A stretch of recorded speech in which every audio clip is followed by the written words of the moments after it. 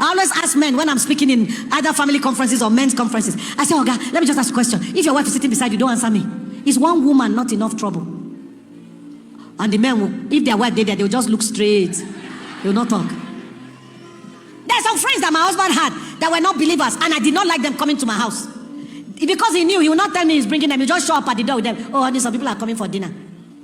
Not in my house. I'll smile at him, he will pass. Then my face will change. The way I will look at the man will say, oh, Greg, I'm so sorry, I just got a phone call. I have to go for a meeting. I said, they go, because if you enter here, you die. One woman is enough. How many of you watched August meeting? Hey, see how men were running from the houses they built because one woman was inside that house.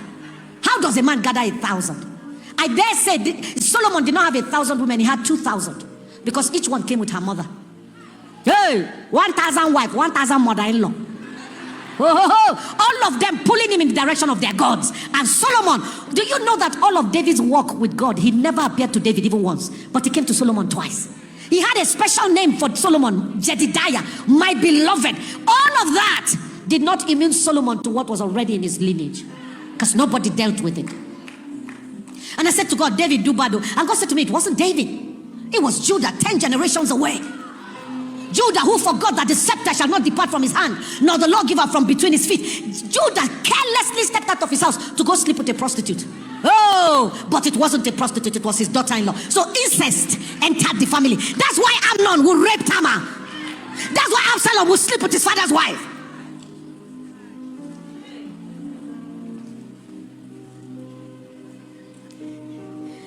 The most expensive sex in history of mankind is that one that Judah had with Tamar. Men, if you allow your erection to determine the direction of your life, it will not end well. This man went to sleep with prostitute and forgot to take money. Now how? Have you ever seen a prostitute disgracing a man for not paying her? Hey, I don't see him before. In Enugu, I went to preach in Enugu. One early morning like this, I was 5 a.m. I heard somebody shouting, no, pay me my money. She was, so I opened my door like, who is shouting at 5 a.m.? The man did not pay her. Do you know that man did not come out of that room till every guest left? He paid for an extra day because he paid for an extra day because he couldn't come out. He was too ashamed. So me, I was too shocked. Like, I've been hearing that prostitutes can disgrace a man like this. This one is not ashamed. Very posh hotel. But the man was not ashamed to bring prostitute into posh hotel. So I was standing there in shock looking at her. She just thought, now wait, you never say I showered before. Hey! I ran back into the room, closed the door. I was scared.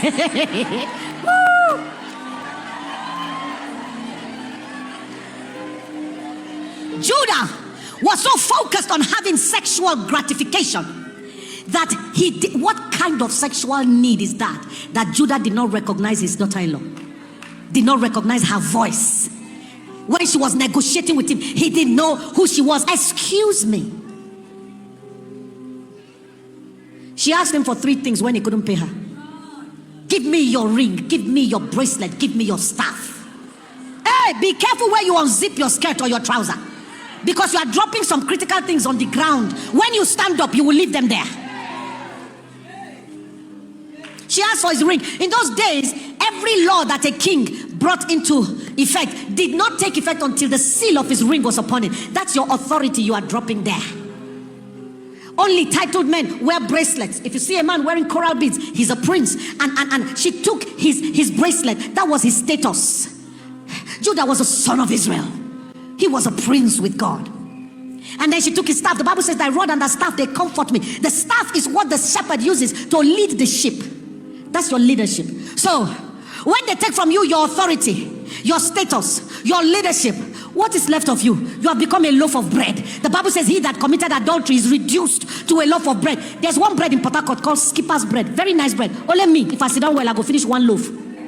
So anybody can come into your life, tear what they want and walk away, and you are exposed. And Judah slept with Tamar. And when they brought her to him, he said, stone her to death. He wanted her to die so that he will not give her to Shelah, his son, his last son. And she said, before you kill me, I'm guilty, but before you kill me, the owner of these things is the father of the baby in my womb. And he looked and they belonged to him. And the Bible says, he said, she has been more righteous than me, full stop. Nobody dealt with it. Nobody said anything. Who are you to say something? Judah is the son of Israel. When Shechem raped the daughter of Jacob, what did two sons do? Levi and Simeon. They went and wiped a nation out. So who are you to say they should stone Judah? You die. Your whole generation, they'll wipe you out. Everybody kept quiet. And that thing went under the carpet and waited. I said to the Lord, there are 9 men between David and Judah. Why don't we hear about them? He said they were not poised to be great. And the devil does not waste ammunition on losers. He waited for the best descendants of Judah, and he took them out with the same sin. Took them out. So I give you the few more examples you heard of Moses and anger. Moses was called the meekest man on earth. But anger tripped him up. He couldn't enter into the promised land. Where was Moses' anger from? 10 generations away. He's a descendant of Levi. Levi is one of the ones that killed off Shechem. When Jacob was dying, he spoke about the anger of Levi on his deathbed. And it waited, and it knocked Moses out of service. Rebecca said to her son Jacob, go and deceive your father. He said, what if he finds out that I'm not Esau and he curses me? She said, let the curse be on me, go and deceive him. What she was saying is, I'd rather be cursed than not deceive. Where is Rebecca's tricks? In fact, she brought it from her father's house and named her son Trickster.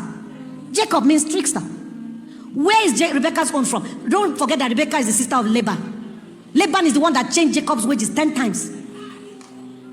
Attempted to cheat Jacob and send him away empty-handed. So she took it from her father's house. This is just the Bible's way of balancing it, so that you will not think it only comes from the fathers. It also comes from mothers. My middle senior sister ran away at the age of 16. We looked for her for more than a year when we found that she was already pregnant for somebody. My father took her. No, the man, once he found out that her family had found out where she was from, he pushed her out. So my dad took her. She came home. She gave birth to a girl, and the girl bears my father's name. We have never seen the man till today. The girl is 40 years old now. I was in Port Harcourt when the girl that my sister gave birth to was 16. They called me, Christie, we cannot find her. I said, what do you mean? We don't know where she is. She just ran away. Just like my sister ran away at 16. I found wherever money was, I found it. I gave people, enter this nation and look for her. Do you know where they find my niece? Gombe. Gombe. Sorry if you are from Gombe here. Forgive me, Pastor. Yakuri. But who goes to Gombe? Only pastors people go to Gombe.